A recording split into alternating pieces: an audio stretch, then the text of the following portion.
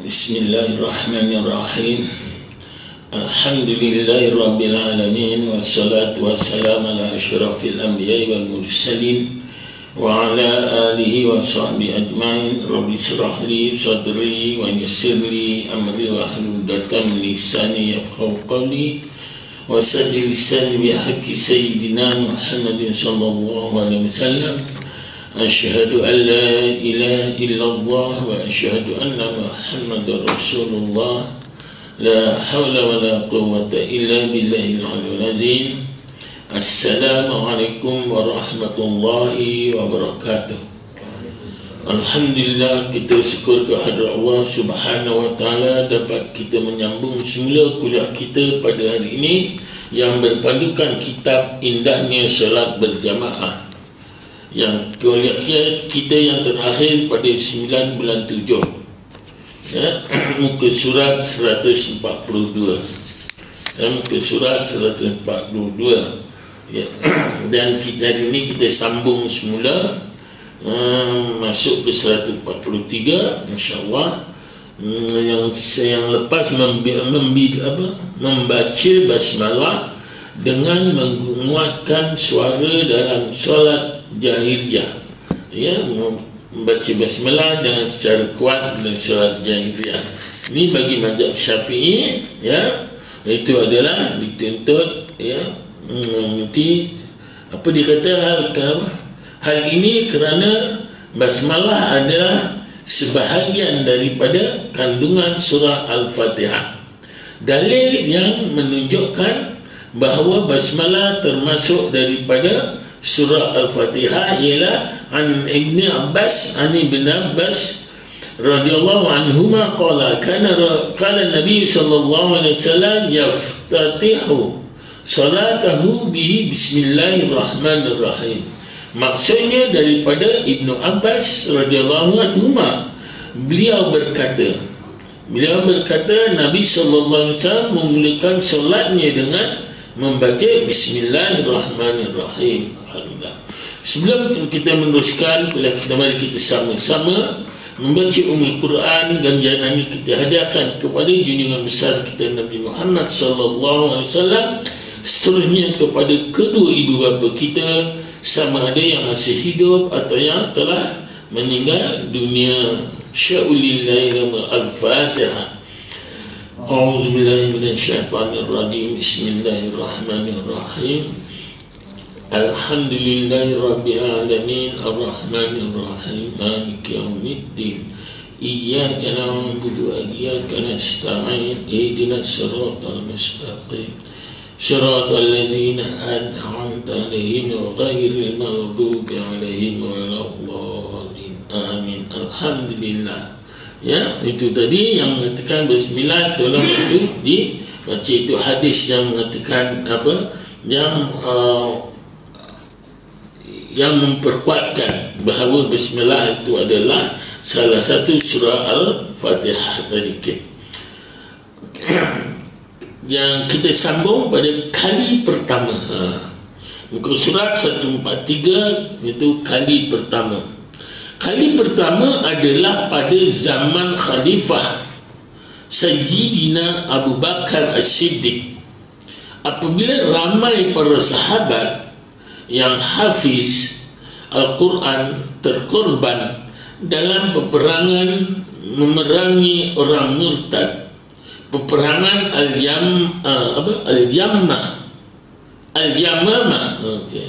Al-Yamamah pada tahun 11 Hijrah atas cadangan Sayyidina Umar bin Khattab.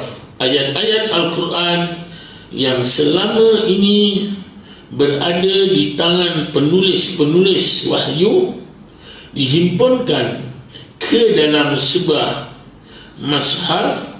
Ketika proses himpunan ini, basmalah ditulis di awal surah Al-Fatihah dan setiap surah selain daripada surah At-Taubah. Itu dia. Semua surah diawali dengan bismillah. Cuma surah Taubah haji tak diawali dengan, tak ada basmalah dia. Yang semua surah semua apa. Dan begitu juga ada hadis mengatakan setiap pekerjaan diawali dengan bismillah kita, ya. Dan ini apa ketika Khalifah Sayyidina Abu Bakar, zaman Khalifah Sayyidina Abu Bakar As-Siddiq mengatakan apabila ramai orang sahabat yang hafiz Al-Quran terkorban dalam peperangan memerangi orang murtad, iaitu peperangan Yamamah, pada tahun 11 Hijrah atas cadangan Sayyidina Umar bin Al-Khattab, ayat-ayat Al-Quran yang selama ini berada di tangan penulis-penulis wahyu dihimpunkan ke dalam sebuah mushaf.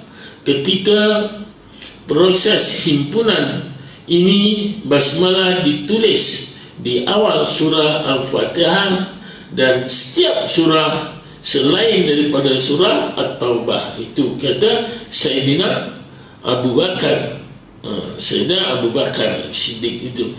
Sebenarnya sebelum ini dulu Al-Quran ni kita tak tahu macam mana susunannya dia sebelumnya, ya tak? Jadi oleh kerana sekarang kita menggunakan Quran seresap Uthmaniyah. Sebab apa? Maka setelah 30 tahun dalam peperangan itu tadi, maka kita para sahabat-sahabat tak dapat lagi nak tahu di mana susunan Al-Quran ni. Maka disusun semulalah, diusahakan oleh Sayyidina Uthman.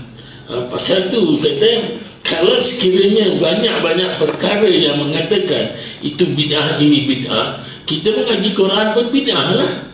Pasal zaman Rasulullah tu Al-Quran bukan macam kita sekarang ni, ya? Yang kita sekarang ni zaman Uthmaniyah disusun semula, ya? Pasal tu kita mengikut resap Uthmaniyah, kata kan. Jadi oleh itu muslimin muslimat yang dirahmati Allah, banyak cerita-cerita perkara-perkara yang mengatakan itu bid'ah, ini bid'ah dan sebagainya. Itu kita kena cerita kemudian nanti. Pasal saya ada satu kitab yang saya tunjukkan tu, belum dapat lagi lah Cik Zul. Susah betul nak dapat tu. Nanti insyaAllah kalau nanti nak try Dr. siapa tu yang balik ini kan, Dr. Usman ya, nak try ni. Saya nak bagi dia punya kod, dia boleh dapat. Okay. Kali kedua pula adalah pada zaman Khalifah Sayyidina Uthman. Ni kan kedua. Ni susunan yang pula Sayyidina Uthman bin Affan radhiyallahu anhu,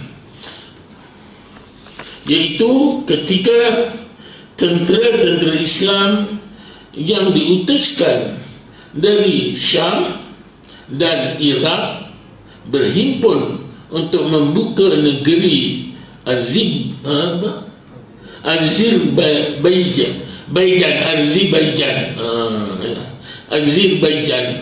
dan Armenia sekitar tahun 25 Hijrah.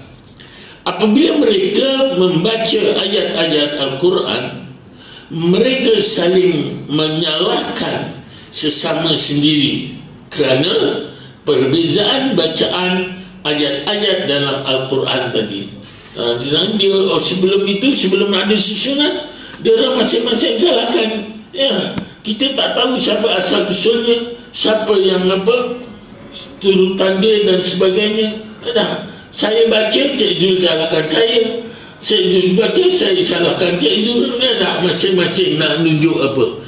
Ketika itu barulah Sayyidina Uthman ini tadi menyusun semula sekali sampai yang kita pakai sekarang. Apabila mereka membaca ayat Al-Quran, mereka saling menyalahkan sesama sendiri kerana perbezaan bacaan ayat dalam Al-Quran. Maka Sayyidina Uthman radhiyallahu anhu telah mengarahkan penyalinan semula mushaf yang diusahakan pada zaman Sayyidina Abu Bakar. ya, daripada zaman Sayyidina Abu Bakar As-Siddiq kepada 6 salinan untuk diutus ke Mekah, iaitu Kufah, Basrah, Syam, dan 2 lagi kekal di Madinah Al-Munawwarah. Berarti ini dulu disalin pada 4 salinan setelah arahan daripada Sayyidina Uthman tadi. Disusun semula Al-Quran tu sampailah sekarang ni. Maka dibetulkan, disusun semula, maka tiada lagi lah kalau sekiranya sekarang ada pula yang nak membetulkan Al-Quran tu, tak adalah lagi, ya, dikuatiri menyesatkan kita nanti. Dulu saya pernah ada satu daripada tafsiran Al-Quran Indonesia, dia mengatakan kalau kita solat ni, bawa daging babi, bawa ke masjid, letak saja, tak mengapa. Pasal dia kata yang diharapkan untuk makan, bukan kita makan daging babi tu. Itulah itu. Dulu ada orang pinjam, ya.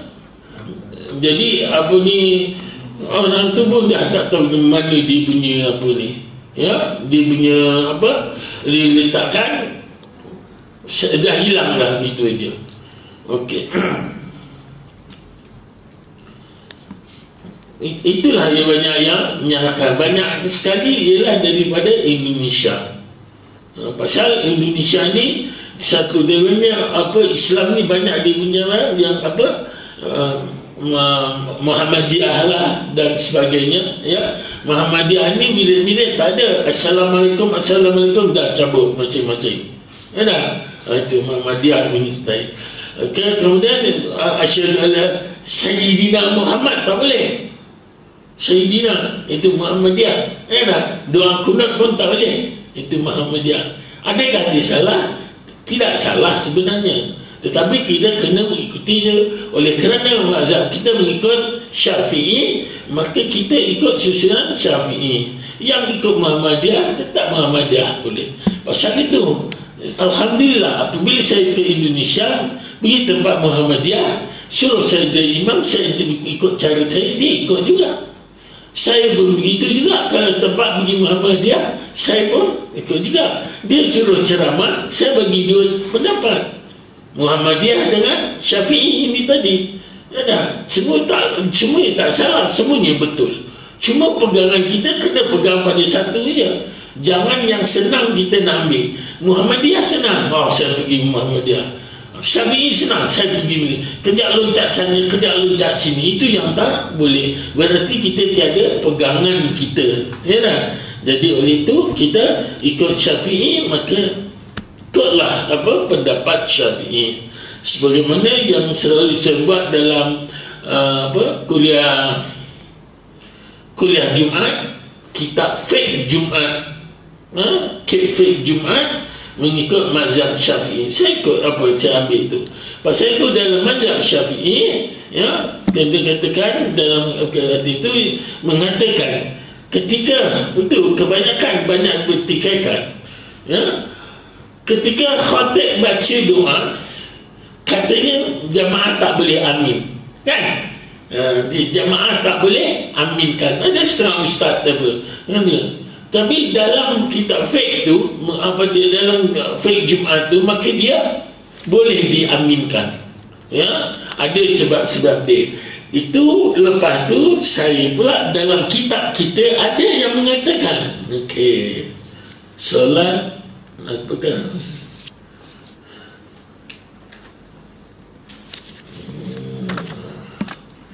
dalam kitab kita di hujung, ya, di hujung masalah berdoa solat sempurna, mana ya, di hujung. Tadi tu saya baru berujar kitab kita yang pakai ini.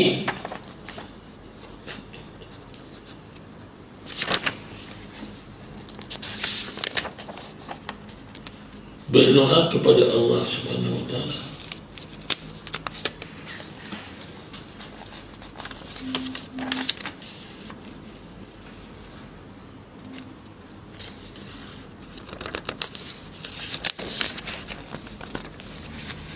masalah mana ya?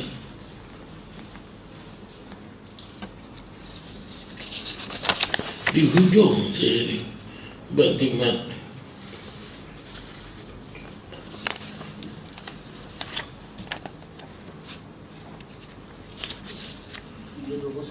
ya 320. Alhamdulillah.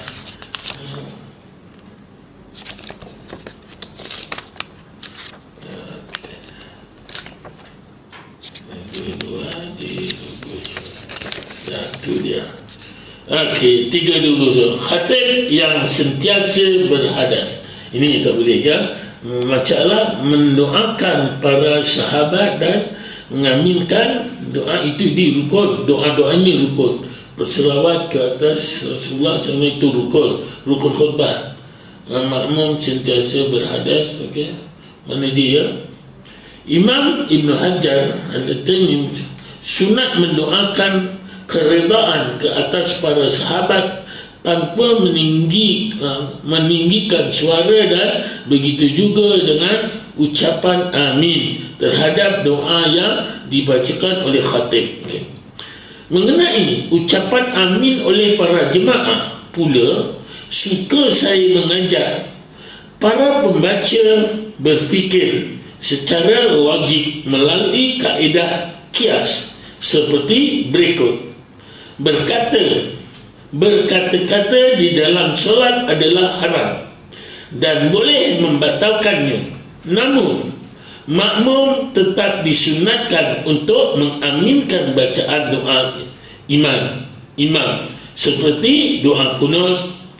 Berkata-kata ketika khutbah adalah makruh dan tidak membatalkan Jumatnya. Makruh tidak membatalkan Jumatnya. Jumat tidak batal. Yang kita cakap menegur orang. Cuma makruh ini, maka di dalam hadis mengatakan sia-sialah. Sia-sialah Jumatmu. Maksudnya bukan batal Jumatnya. Sia-sia itu mengurangkan pahala kita. Pasal tu perkara makruh ni mengurangkan pahala. Ada saya dalam keadaan COVID-19 ni, dia orang kata ketika nak terawih, Ustaz, pasal ada setengah dia tanya nak pegang Al-Quran, ya, ketika jadi imam pegang Al-Quran boleh tak? Boleh, tapi makruh saja. Makruh ni berperingkat-peringkat, ya. Tapi makruh itu pasal apa? Tuan-tuan tahu lah, katakan saya ketika jadi imam saya pegang Al-Quran gini, ya tak? Kedudukan saya macam ni, adakah tetap? Sudah tak tetap kan? Ketika saya rukuk lagi nak pegang Al-Quran ni tadi, ya tak? Ketika saya sujud lagi nak letaknya. Cuma makruh, tapi sah dan boleh, tidak batal solat kita. Cuma makruh ini mengurangkan. Tetapi kalau kita pakai stand itu, itu tak mengapa. Pasal kita nak tidak mengubah pergerakan kita, cuma kita pandangan saja, fokus kita pada Al-Quran. Itu bezanya. Pasal makruh ni serupalah macam kita pakai jubah sampai labuh ke lantai, makruh hukumnya. Itu dia punya apa. Pasal makruh ni mereka bukan mengatakan makruh ni tak boleh, cuma mengurangkan pahala ni tadi. Kecuali makruh zilmi. Makruh apa? Lupa saya. Isap rokok tu makruh hampir kepada haram. Makruh zilmi ke makruh apa? Lupa, nanti saya cari. Makruh apa dia? Apa tuan? Lupa saya. Ada tu. Ingat yang lepas pun ada saya sebut tu. Itu lain. Itu makruh hampir kepada haram. Ya. Serupalah macam kita, minta maaf ya, saya suka menyentuh pada mata. Kita ketika tawaf pakai ihram. Kita pakai ihram ketika tawaf, itibak itu sunat. Itibak itu buka bau kanan. Itu namanya itibak, sunat. Tetapi kalau saya tak itibak, saya buat selimut, boleh. Makruh saja. Makruh ni bermakna mengurangkan pahala lah. Lepas itu, katakan saya ketika tawaf tadi, saya pakai buat itibak kan. Ketika saya solat sunat pula, itibak juga lagi. Maka hukumnya makruh. Makruh. Serupalah ginilah. Katakan, saya kan nak solat. Panas ni, badan panas. Cuma saya pakai kain saja. Kain panas pula, atas pusat sampai lutut. Sah tak saya buat solat? Saya tak pakai baju, saya tak pakai songkok. Sah tak? Susah. Makruh saja. Ya tak? Tapi itu makruh ni mengurangkan pahala-pahala yang kita buat. Ya. Jadi itu sebagaimana yang kat sini, insyaAllah akan datang saya bawa dua kitab Fiqh Jumaat tu dengan yang ni kalau kita sampai ke sini ada perbincangannya tu. Ya. Panjang lebar dia. Okey, kita patah balik ke sini tadi. Itu yang dikatakan apa tadi? Okay.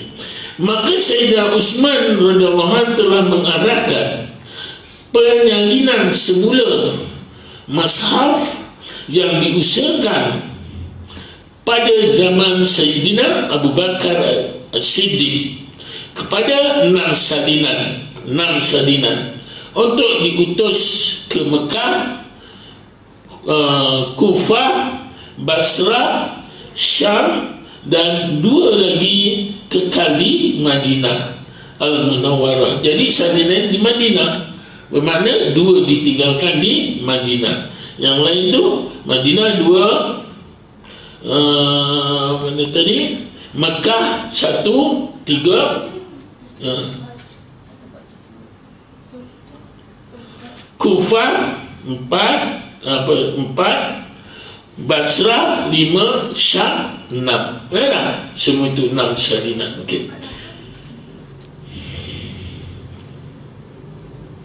Salah satu daripadanya mazhab di Madinah ini adalah untuk kegunaan orang ramai yang dikenali sebagai Al-Madani Al-Am, dan satu lagi untuk kegunaan Sayyidina Uthman sendiri sebagai khalifah yang dikenali sebagai Al-Madani Al-Khas. Ya, jadi ini tak silap saya kalau pergi ke Museum Al-Quran di Madinah, kita jumpa ni yang asal dia. Ya, ketika ini juga basmalah tetap ditulis di awal surah Al-Fatihah, dan setiap surah selain daripada surah At-Taubah dalam ke-6 mushaf itu dan berkekalan sehingga hari ini. Maka melalui hujah-hujah di atas ini jelas menunjukkan bahawa basmalah adalah salah satu daripada ayat dalam surah Al-Fatihah. Salah satu daripada surah Al-Fatihah itu. Sebagaimana ini saya sendiri dulu ketika Abdul Rahman Sudais datang ke Malaysia, kebetulan ketika itu dia melalui travel lintas travel. Ketika itu saya jadi driver, tak ada driver dia orang. Kemudian tu saya ni kata merangkak-rangkak tu bahasa Arab boleh lah tahu sebanyak sedikit kan. Jadi saya jadi driver. Saya berkata-kata cerita dengan apa ni, dia kata itu kita ayat Al-Quran dia baca. Oleh kerana ketika kalau di Makkah, dia kata dia baca dalam keadaan sir. Dia macam kita baca ta'awuf, a'udzubillahi minasyaitonirrajim, baca dalam keadaan sir. Dia dalam sir. Oleh kerana dia tahu mazhab Syafi'i, Malaysia, Madinah, dia tahu dia gunakan. Pasal tu kalau dia datang ke Malaysia, dia datang ke Indonesia, ketika dia jadi imam, dia bismillah dia baca kuat. Bismillah dia baca kuat. Apa ni Imam Sudais, berarti dibaca bismillah, bukan tak baca. Oleh kerana itu adalah salah satu daripada ayat Al-Quran.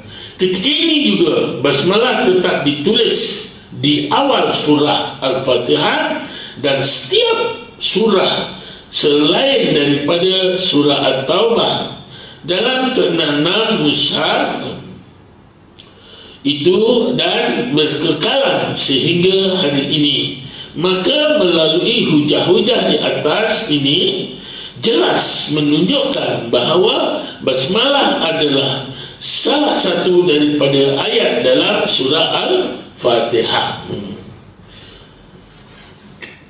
Maksud dalil basmalah dibaca secara nyaring. Ini dalilnya. Dalil yang menunjukkan basmalah dibaca secara nyaring ialah kata-kata Imam As-Siraji Al-Majmu' juzuk 3 halaman 288. Beliau menyatakan, jika seseorang itu berada dalam solat yang dinyaringkan bacaan padanya, maka ia perlu menyaringkan basmalah sama seperti ayat-ayat dalam surah Al-Fatihah. Berdasarkan riwayat Ibnu Abbas radhiyallahu anhu bahawa Nabi SAW menyaringkan bismillahnya, Bismillahirrahmanirrahim, menyaringkan bacaan Bismillahirrahmanirrahim. Basmalah ini tetap dibaca kerana merupakan salah satu ayat Al-Quran menerusi dalil dibaca selepas ta'awuz. Maka sebab ta'awuz, apa itu ta'awuz? A'udzubillahi minasyaitonirrajim, itu ta'awuz, seperti maka sunat pada bacaannya adalah dengan menyaringkan suara sama seperti ayat-ayat lain dalam surah Al-Fatihah. Kaedahnya seperti berikut. Basmalah merupakan sebahagian daripada ayat Al-Quran. Bismillah sebahagian daripada ayat Al-Quran. Kedua, ayat Al-Quran sunat dibaca dengan menyaringkan suara dalam solat jahiriyah. Dalam solat kuat, bacaan Al-Quran sunat dibaca secara nyaring bagi rakaat pertama dan rakaat kedua. Itu surah baca nyaring. Apatah lagi basmalah. Maka basmalah dibaca dengan nyaring sama seperti ayat-ayat lain surah Al-Fatihah dalam solat jahiriyah. Dan dia yang kita baca kuat, kena baca kuat. Ini sudut info. Kali pertama Al-Quran dihimpunkan adalah pada zaman Khalifah Sayyidina Abu Bakar As-Siddiq, dan kali kedua adalah pada zaman Khalifah Sayyidina Uthman bin Affan radhiyallahu anhu. Itu last penghabisan. Maka lepas tu tiada lagi susunan yang lain-lain. Itu yang sekarang yang kita gunakan. Itu yang dikatakan Al-Quran Resam Uthmaniyah. Resam Uthmaniyah ini sebab sikut susunan daripada zaman Sayyidina Uthman dulu. Yang akhirlah kiranya, yang kedua tu. Pandangan Imam Asy-Syafi'i tentang hadis Anas.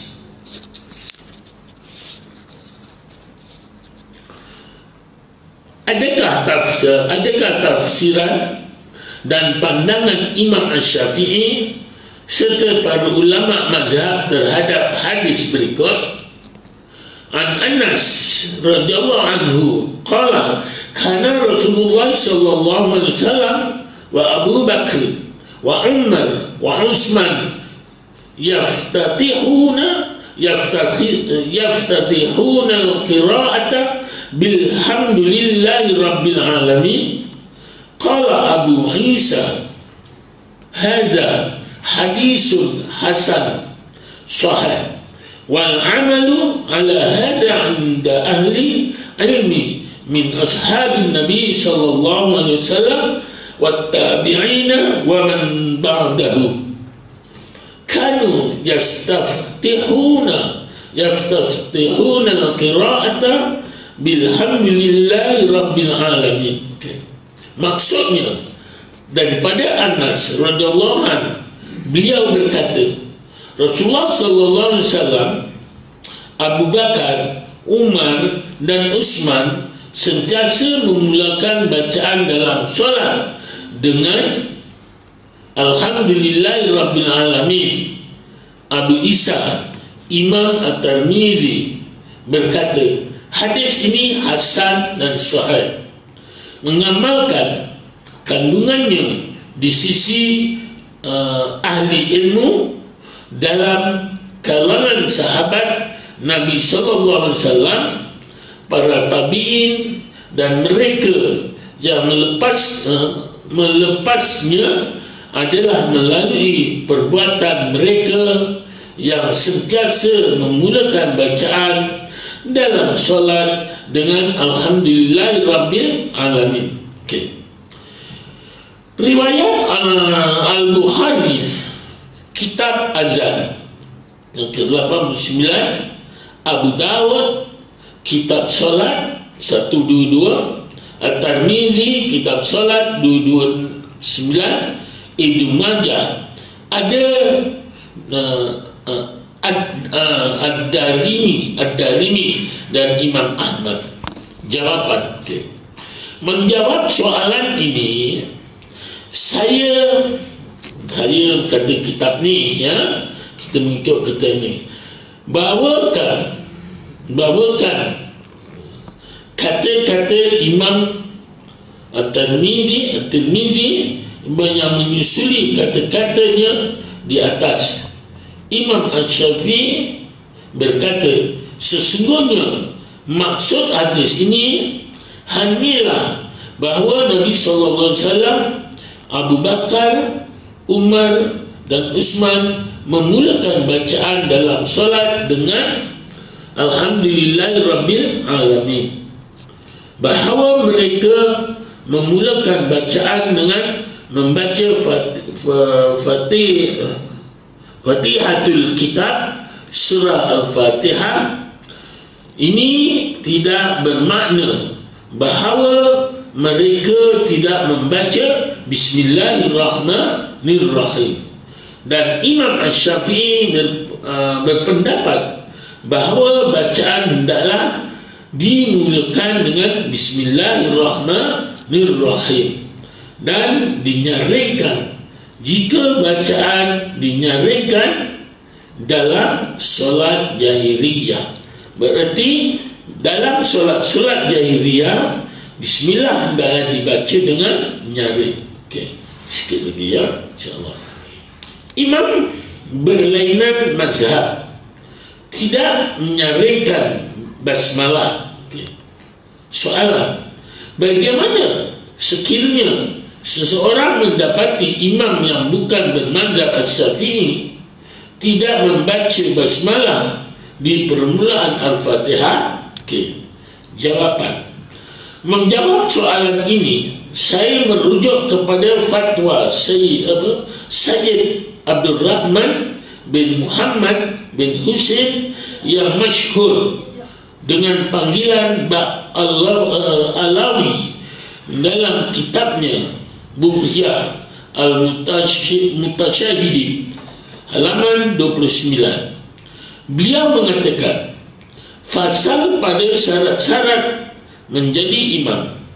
Masalah sekiranya seorang pemimpin bermazhab Hanafi menjadi imam kepada seorang yang mazhab Syafi'i, lantas imam itu meninggalkan suatu perbuatan fardu seperti basmalah atau iktidal, maka salat makmum tidak batal jika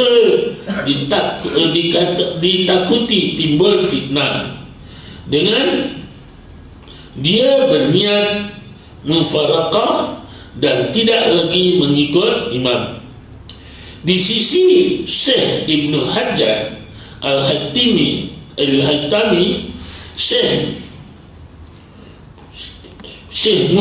Muhyiddin Ar-Ramli berkata, salat makmum yang bermazhab Al-Syafi'i itu terbatal secara mutlak sama ada ditakuti akan timbulnya fitnah atau tidak.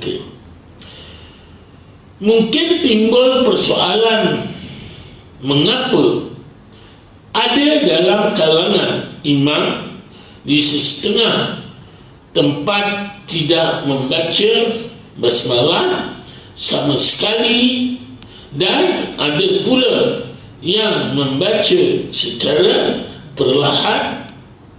Apa yang disepakati oleh mazhab Al-Syafi'i, basmalah merupakan masalah satu ayat yang termasuk dalam surah Al-Fatihah.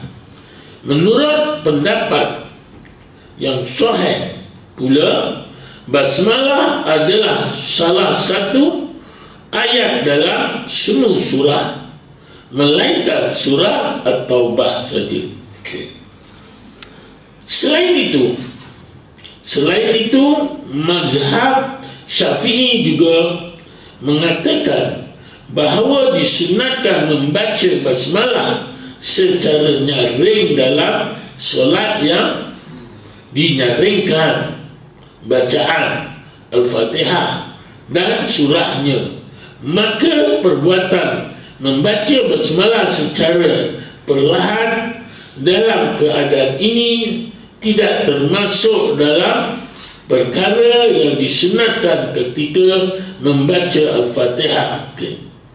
Mengenai jawapan dan huraian lanjut kepada soalan ini, para pembaca boleh mendapatkan dalam kitab Al-Majmu' karangan Imam An-Nawawi. Bagi mereka yang ingin mengetahui dengan lebih mendalam tentang kisah pengumpulan Al-Quran di zaman Khalifah Abu Bakar As-Siddiq dan penyalinan semula Al-Quran serta pengedaraannya,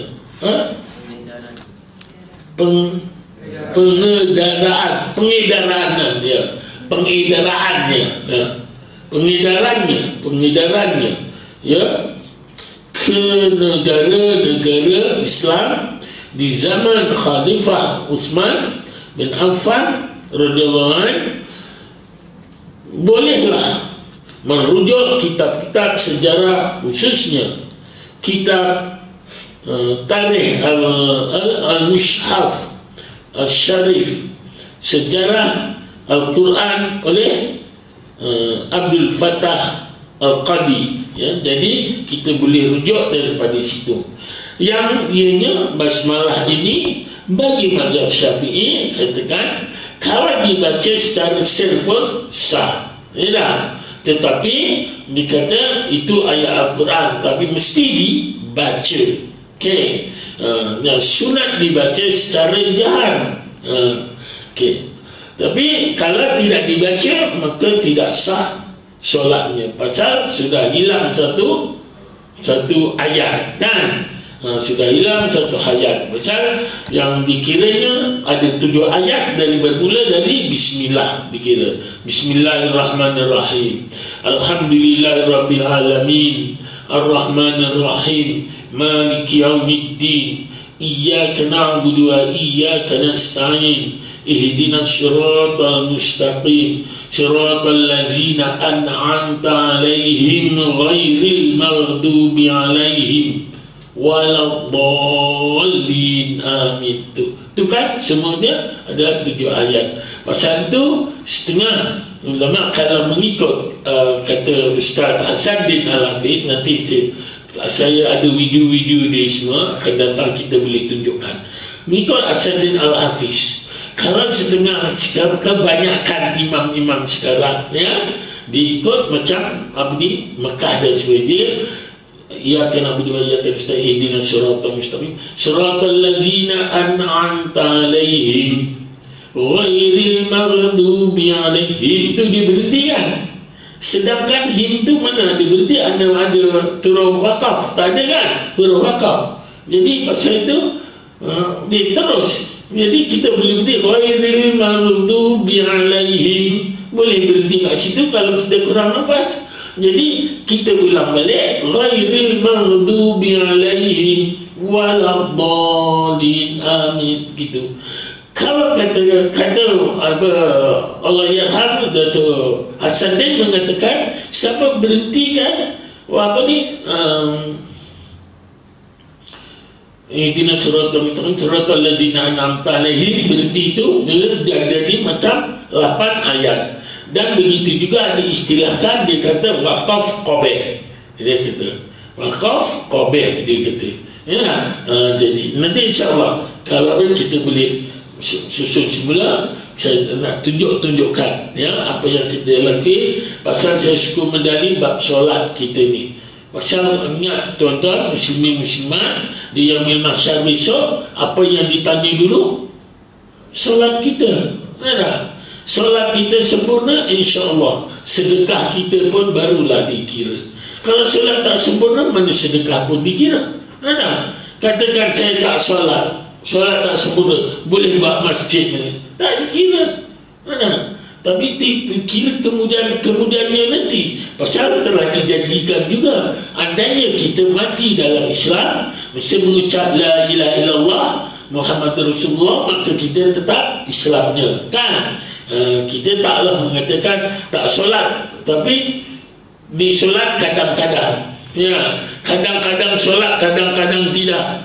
Kebetulan mati dia pula tu di apa ada apa cakap la ilaha illallah Muhammad Rasulullah, maksud dia telah dijadikan masuk tetap Islam dan masuk surga, tapi tak tahu berapa lama dia duduk dalam surga, dalam neraka. Walau bagaimanapun kena duduk dalam neraka. Pasal apa dijanjikan, selagi kita mati dalam Islam tetap masuk surga.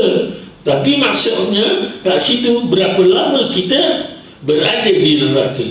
Itu saya kalau bagi apa ceramah di Jalan Ipoh ni pergi ya. Apa kata dia apa ni mualaf, dia kata ustaz, kita mati dalam Islam banyak untung. Kalau masuk neraka pun lama-lama masuk surga juga. Tapi kalau kita mati dalam kafir, selama-lamanya dalam neraka. Memang betul lah, enak. Tapi kalau boleh tu tak naklah kita masuk neraka, biarlah terus kita masuk ke syurga. Okey, dia ada apa pertanyaan?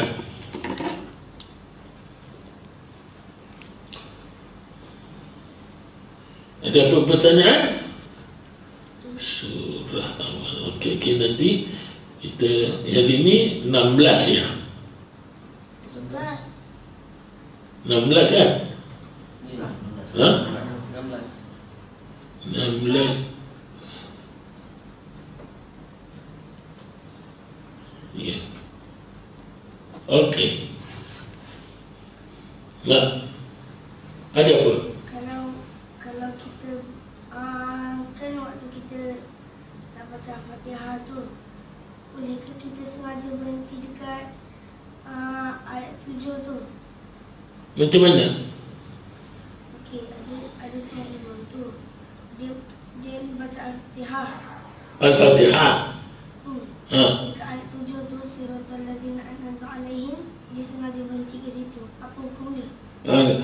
Hukumnya boleh juga, tapi menyalahi bab kata dikatakan dia kata wakaf qabih, wakaf sia-sia. Wakaf buruk, qabih, waktu yang buruk. Jadi kurang sikit pahalanya. Tapi boleh sah juga, solatnya tidak batal. Wakaf qabih itu namanya wakaf buruk, perbuatan yang buruk sekali. Bukan tempatnya untuk berhenti, tapi kita berhenti gitu. Boleh? Okey. Idea budak kecil, jangan kita persia-siakan dia kan. Okey. Ada apa pertanyaan?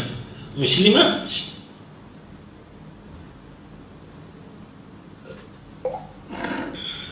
Okey. Tak ada. Ada. Okey. Alhamdulillah, jadilah. Untuk pertanyaan, satu pertanyaan untuk semua, satu soalan untuk semua. Okey.